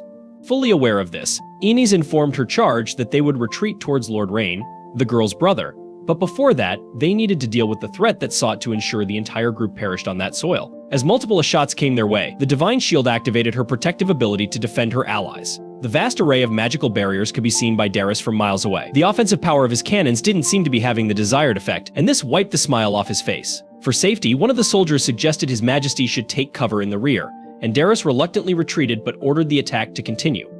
Nor suspected the attackers would keep them under siege until the end, but he was sure there was a way out of this ordeal. With that in mind, he announced to the group that he would divert the attention of the Magic Empire and buy them some time, while the other three should use this chance to escape. Lin was worried about her instructor's life, but Nor was determined to follow through with his plan. Deep down, he reflected that while he might not be great in a fight, at least he was used to running away. A childhood memory surfaced he used to hunt beehives and be chased by the bees, so everything should be fine if he ran like a madman, just as he did when he was a kid. Either way, he assured his comrades that he would return alive, so they shouldn't worry. Lin agreed after some hesitation, but before her mentor embarked on his suicide mission, she wanted to offer some help. She extended her hands near Nor's body and remained silent. He wondered if it was some sort of defensive magic until the princess told him to brace for impact. Confused, the man turned to understand what she meant, thinking that the girl might eliminate him before the plan even started. Meanwhile, another Bryonax shot began to form. Terrified, Nor didn't feel ready, so he used a physical enchantment and simply took off running. But Lin launched a gust of wind at his back, propelling her instructor far away and somehow escaping instant death. The adventurer passed through Ain's divine shield and encountered the multiple mana projectiles flying through the sky towards his allies. Using Parry, he managed to deflect a few dozen, and further ahead, more shots were deflected. Seeing that it was working, he kept up the effort. When he hit the ground again, and since the momentum was too powerful for him to stop, all he could do was keep going as far as he could. At a surreal speed, he approached the enemy soldiers and used Parry again, disarming each adversary without giving them a chance to react. The longer he held the front line, the more time Lin and the others would have to escape, so Nor kept the plan in motion for as long as he could. Witnessing the scene from atop the hill, Darius saw swords and magical shields flying through the air and struggled to understand how anyone could pull off such a feat. Soon enough, he would see up close the man responsible for his confusion. Using the extreme strength in his legs, Nor leaped to the top of the precipice with an unbelievable jump and stood before the king of the Magic Empire below. Where the troops had watched their equipment soar into the sky, they now saw the swords falling with all the weight accumulated from the height, striking the soldiers one by one with their own weapons. 勢いがつきすぎてところまでやってみるか。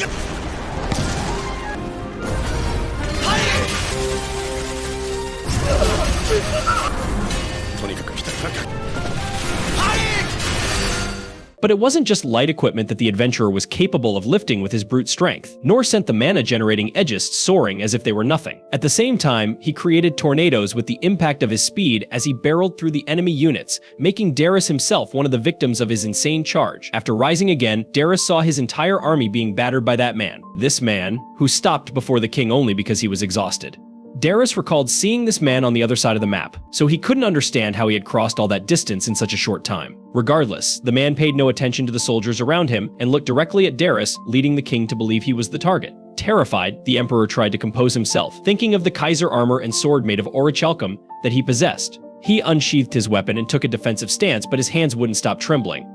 Nor ignored the man and lifted the 4 Bryonax from the battlefield, nearly dropping them on the king.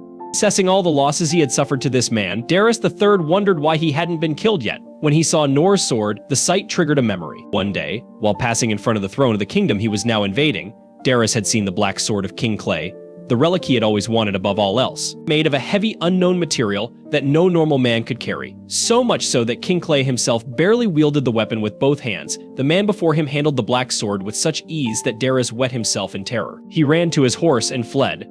A few seconds earlier, from the Emperor's point of view, Nor was seeing the situation quite differently. As he observed the man's gleaming golden armor, complete with a horse decked out in the finest gear, the adventurer wondered what this guy's deal was. Despite looking important, the guy was just staring at him with that strange expression. Whatever the case, Nor didn't have time for random reflections because the battle was heating up, and it was time to act. First and foremost, he couldn't let the soldiers recover their weapons, which were falling back to the ground. So he kept all the gear suspended in midair with his parry skill. On top of that, the army of the Magic Empire had come equipped with all this bizarre machinery. Even though he had no idea what these giant machines were, Nor figured it was probably not a good idea to let them operate at full capacity. So he added them to his list of objects to keep airborne. After causing complete chaos on the battlefield, the warrior couldn't shake the feeling that the old man intrigued him, nor just wanted to know what that individual was doing there of all places at that moment. Dars made a comment as if he already knew, which only confused the wielder of the Black Blade even more. As he approached the monarch, he didn't sense any kind of threat, so he redirected his efforts to the enemy's brine axe, lifting them all into the air at once. Upon seeing the man return to Rollo, she questioned why the enemy hadn't killed him yet.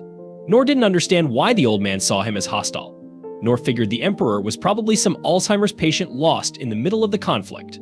To ensure he wasn't seen as a threat any longer, the adventurer rested his sword on his shoulder and flashed a slight smile. But Duritz's immediate reaction was to run to his horse and flee as fast as he could. With that, Nor felt a terrible reaction in his body, causing him to lose strength. It seemed like he had hit his physical limit after the chaos he'd unleashed in the battle, and now his health was paying the price. As he spat blood onto the ground and saw enemy soldiers surrounding him, all Nor could hope for was that his allies had managed to escape successfully. However, a young female voice invoked her falling star ability on the battlefield, and Nor assumed it was Mayan, the archer from the Sovereigns. At the same time, someone else conjured their Dragrev technique, and Nor knew exactly who wielded that power. Looking toward the figure, he had to guess the name 3 times before the spearman remembered he was Gilbert. To top it off, Gilbert's master, Sig, approached Nor to thank him for his great deeds and then announced he would take care of the rest of the work. With that said, the swordsman charged into the enemy army and unleashed his Thousand Blades ability, mowing down an absurd number of opponents along the way. Watching the knight's movements, Nor remembered that this was the kind of man he had wanted to be when he was a child. 遅かったじゃねえか、師匠。悪い。どなたかは存じないが。あなた。面目が立たぬからな。サウザンドブレイド。が憧れ続けた何の力。 Meanwhile, from the sidelines, Sign lamented the sovereign's actions right after he had requested they avoid excessive bloodshed. On the other hand, Oaken thought it was a tough order to follow when facing an army of this size. Sign understood the mage's point of view, but emphasized that the dead couldn't reveal any useful enemy information. Changing the subject, he mentioned that the time had come, so Oaken summoned other sorcerers to use Earthbond magic, which caused roots to spring up from the ground and immobilize the rival soldiers. At the same time, Dandalg arrived with his troops, creating a huge commotion in another part of the region. The sight of the rising dust enchanted Oaken. No matter how old he got, the mage had always appreciated the beauty of a well-fought battle. He then joined the summoned sorcerer once more to cast Stone Prison, a spell that raised a rocky wall around the enemies. After that, it was time for the Sovereign of Salvation to take the field with his subordinates, aiming to heal the survivors. As Nor looked carefully at each of these individuals, he noticed they were all the instructors from his childhood training. He couldn't hide his joy at reuniting with them. From atop the stone barrier, Mian and Karu spotted Nor. After the conflict ended, Lin returned to heal her instructor. She thought he should rest more, but the man felt as good as new, although hunger had suddenly hit him hard. Sig informed them that an enemy officer had cracked under Sign's interrogation and revealed that no more troops were coming for the time being. According to the informant, the Empire had thrown all its forces into this attack, including the dragon and beasts that reached the capital. Setting that aside, the swordsman pointed out that the Emperor had fled despite everything. Oaken expressed surprise that such a cowardly old man had even shown up on the battlefield. The Sovereign Blade figured it was because the Emperor had grown too confident with the new resources he had brought to the war. On that note, the mage remarked that it wasn't a smart decision for an old man who demanded to be called wise by the common folk. That comment caught Nor's attention as he wondered if Oaken was referring to the old man lost on the front with his gold-covered horse. The mage explained that the armor was made of orichalcum, capable of withstanding an endless array of spells and abilities, but above all, he decreed that the Emperor's sense of style was as poor as his actions. Speaking of which, Sig mentioned that they could still catch Duritz if he had fled to the border, where there was a fortress with a bridge spanning the ravine. However, Oaken warned that there was no chance of capturing the monarch through conventional means, so it would be good if somehow they could fly. Picking up on that, Nor casually remarked that it might be possible if the creature was still alive. With that, he led the sovereigns to the Calamity Dragon. Oaken was mesmerized by the sight of such a magnificent beast. It was the first time Sign had been tasked with healing such a gigantic creature, and the honor of the task filled him with pride. Using his extraordinary talents, the Sovereign of Salvation restored the dragon and, at the same time, remarked that he hardly recognized Nor because he had grown so much. Oaken was startled to hear that name since he had also been one of Nor's teachers back in the day. Nor remarked that the magic teacher was still going strong, and the playful man confidently claimed that he'll live another 100 years if they let him. The young one chuckled and replied that the old man's jokes were still funny, though the wizard took offense as he was being serious. Setting that aside, he asked the boy if they were really going to ride this wild creature. But Nor assured him everything would be fine because they had Rollo. Oaken wondered if the demon folk was truly confident in his abilities, but the boy shook his head boldly, unbothered by the doubt.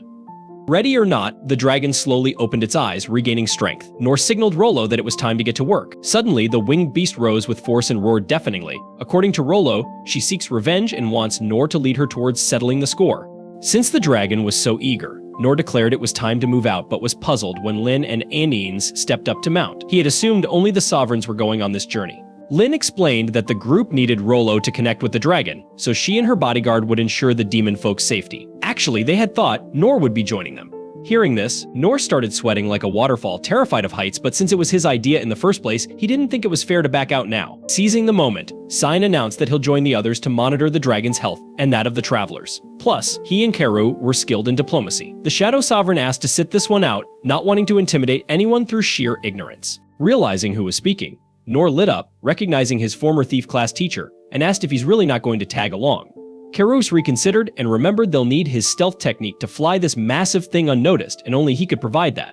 As for Ensei, he asked if he'll need to keep an eye on the stone prison, and the wizard begrudgingly confirmed. Arriving in the region on horseback, Lord Rain joined the group alongside the King of Clays himself, to Lin's delight, but to In's horror, who thought she'd be punished for not taking the princess to Mithra as planned. However, Lin's brother admitted it was a foolish order to give. To be honest, he was happy to see the two of them there since he wouldn't be joining the team in their mission. His Majesty left Rain in command and apologized for always asking Nor for favors, but he'd like the adventurer to keep an eye on his two children. Naturally, Nor promised to serve the king however he could. With everything settled, Rollo ordered the dragon to take off, and the group set out on their mission. 現地での判断はお前に。私の方だ。よく戻ってきてくれた。それとノール殿。手ばかりですまないが。心配しないでくれ。頼んだぞ。いいよ。飛んで。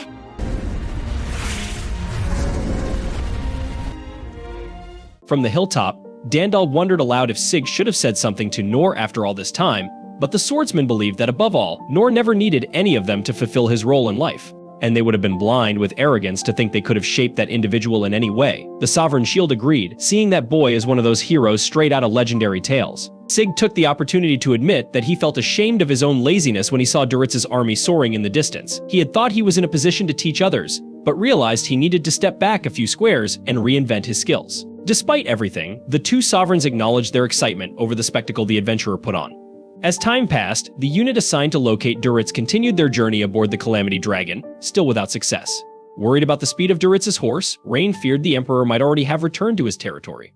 Speaking of which, Kara warned that the region beyond that steel bridge belonged to the enemy, so it would be wise to turn back. Suddenly, Lin noticed movement ahead and called her comrade's attention. Crossing the bridge was none other than Dars racing on horseback toward the fortress. Kara warned that they'll be turned to dust if they charge straight at the castle, which Rain agreed with, as long as the enemy had time to activate their magical equipment to maximize their military power. On that note, Ainz harnessed permission from her superiors to annihilate the entire area, as this terrain would later serve as their escape route. So, it's better to destroy the fortress's defenses while they had the chance. Hearing this, Lin reflected that her squire would never claim to have such power in an ordinary situation, and that statement made the princess realize that the war had truly begun. Surely, Ainz was furious after their capital was attacked, which she swore to protect, and now she wanted revenge. Thus, Rain granted permission to the vice-captain of the warrior corps, who summoned her divine sword to lay waste to the fortresses in their path. Afterward, Rain warned his sister that the actions they took here would determine the course of the war, asking if she was ready to face the consequences of these acts. Without hesitation, Lady Lindbergh assured him she was. She then reflected that each figure present held extraordinary power, and it made her feel there was no need to fear any harm. Above all, she believed Nor was the trump card of the Kingdom of Clays. For some reason, she felt she had yet to uncover the true greatness of the power he holds. Running like a madman toward the safety of his castle, Duritz arrives just in time to avoid another beating from Nor. As he steps into one of the elevators of this absurdly high-tech facility, he berates himself for the humiliating shame he suffered at the hands of that unknown adventurer. When he reaches his destination, his subordinates ask for an explanation of what happened outside, but the Emperor's mind is too busy blaming his army, which can't win even with ultra-advanced machinery. Despite this, things were far from easing up for the ruler because, from the window of that floor, he could see the rapid approach of the colossal Calamity Dragon. Duritz had seen with his own eyes the Brian Axe bringing this creature down, so the only explanation that comes to mind is that the dragon was resurrected, which is theoretically impossible. The problem is, riding the beast is the Sovereign of Salvation, a diabolical genius in the healing arts. Moreover, the enemy wouldn't have simply launched the winged monster at them out of nowhere, meaning some demon folk must be behind this. With this hypothesis in mind, Duritz interrogates his subordinates to find out where the Empire's beast tamer is, suspecting it to be Master Lude. A man informs him that Lude left for Serenza to handle urgent business. Upon hearing this, Duritz assumes Lude is betraying the Empire, and so he grabs the subordinate and demands to know why he didn't stop the tamer. The man replies that it was the emperor himself who ordered that Master Lude receive special treatment. Furious, Duritz throws the servant forcefully to the ground, prompting Randius to plead for him to take it easy. Duritz turns to the imperial sorcerer and orders him to come up with a plan to fix this mess instead of spouting nonsense. Holding back his anger, Randius complies and leaves. In the face of this extreme situation, the emperor commands that the kingdom's most powerful weapon be activated, the Coronus. The servants try to warn him that this weapon is still in the testing phase and could cause widespread issues, but the monarch doesn't care. He wants to crush the looming threat at all costs.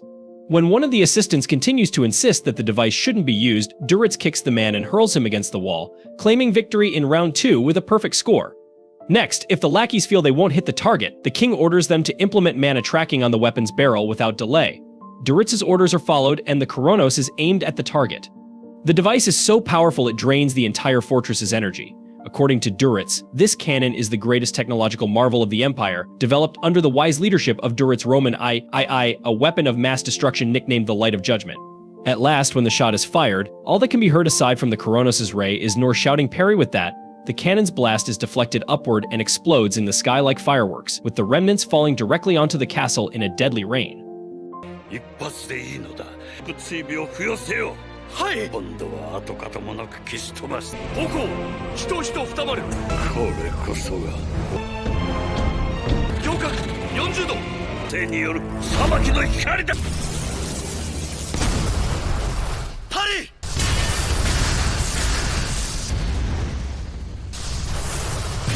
クラウノスが軌道を変えて降ってきます。Horrified, Duritz questions how this is possible, and a subordinate explains that since the mechanism was programmed to track mana, the mana furnaces of the fortress are now the target of the rain.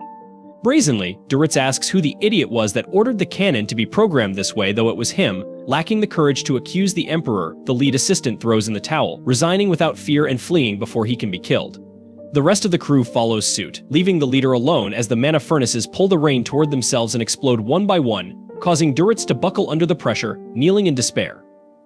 Meanwhile, aboard the Calamity Dragon, Karox loses the ability to track Duritz's location due to the thickness of the fortress walls. Rain assumes the coward has hidden inside some structure made of mana metal. Suddenly, another Koronos shot is fired, even more powerful and faster than the previous one. With no time to react, the group watches Nor perform his parry once more. The maneuver works, but his jump causes him to fall from the dragon straight into the castle. Meanwhile, Randius arrives with a plan to fix the mess by killing Duritz. The Emperor screams for help, but at this point, no one is willing to follow this idiot's orders. Before the officer can strike, Nor bursts into the throne room quite unintentionally. Randius assumes this is some ace up the Emperor's sleeve to avoid death, so a soldier fires at the adventurer. Nor dodges the projectile and slams Duritz's head into the floor to prevent him from dying for no reason. Then he asks why on earth he's being attacked, but the knights can only see the man as Duritz's bodyguard, so they resume their assault. Nor swats them away like flies, at which point the officer explains that the ruler has brought great ruin to the empire and its people, and must be punished.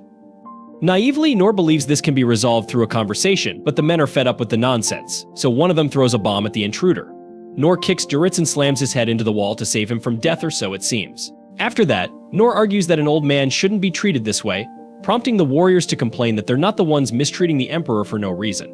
Randius throws 3 more bombs at the ruler, but Nor saves him once again, urging everyone to let the old man die of natural causes instead of killing him here and now. Randius responds that there's no time to waste, as the enemy is approaching with the Calamity Dragon, and killing the emperor is the only way to prove they don't want to fight.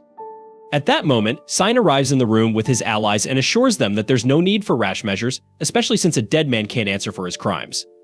Rain asks Lin to tend to Nor's wounds, then greets the Circuit of 10, which is Randius' unit as they had met in battle before. He then informs Emperor Duritz that 23 people from the Nation of Clays are missing. 19 are buried under the rubble of their homes, 13 were burned alive, and 38 were injured by debris.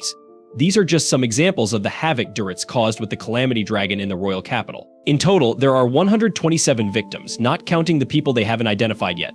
Duritz asks why Lord Rain is saying these things, and Rain replies that he's willing to forgive Duritz if he's prepared to endure the same level of suffering as the people mentioned. After that, Rain wants to discuss the end of the war and the compensation to the Kingdom of Clay. With that said, Rain asks if anyone opposes this proposal, and Duritz's soldiers agree without hesitation.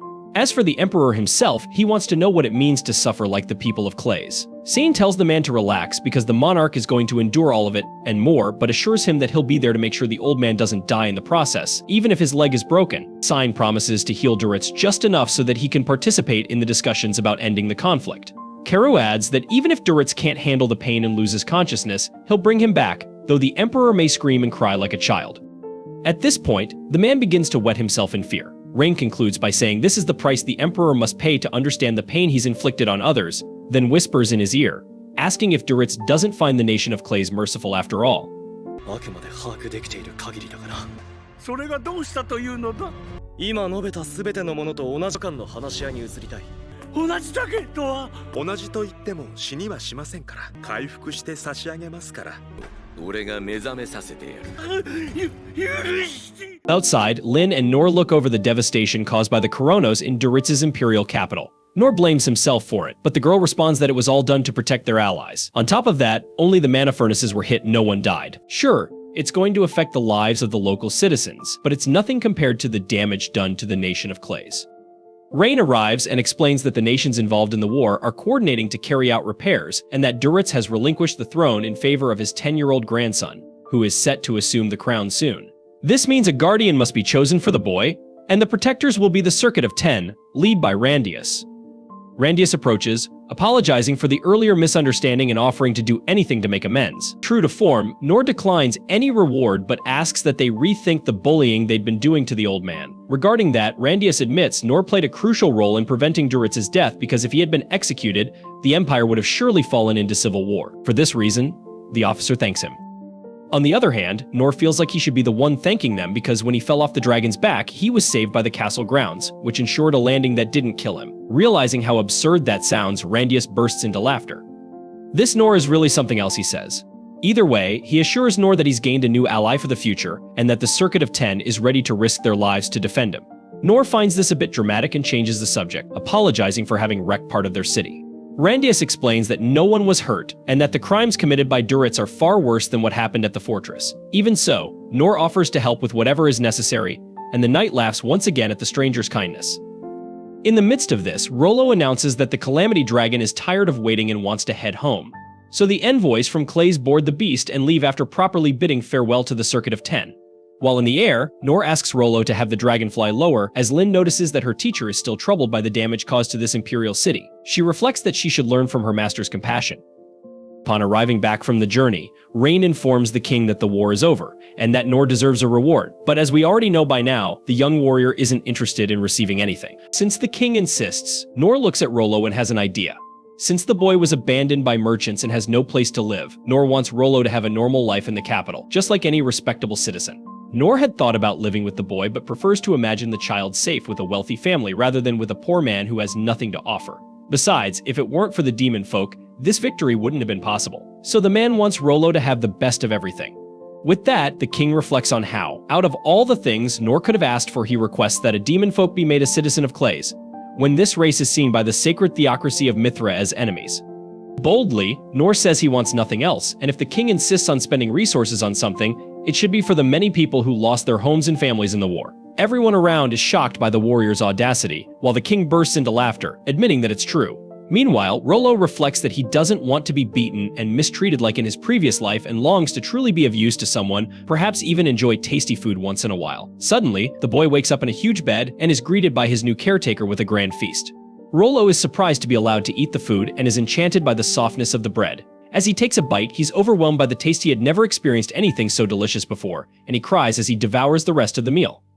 This is the end of I Parry Everything episode 11. Thank you so much for staying on this channel and watching our videos. Don't forget to like this video and subscribe to our channel so we can keep you updated with our latest content. See you in the next video.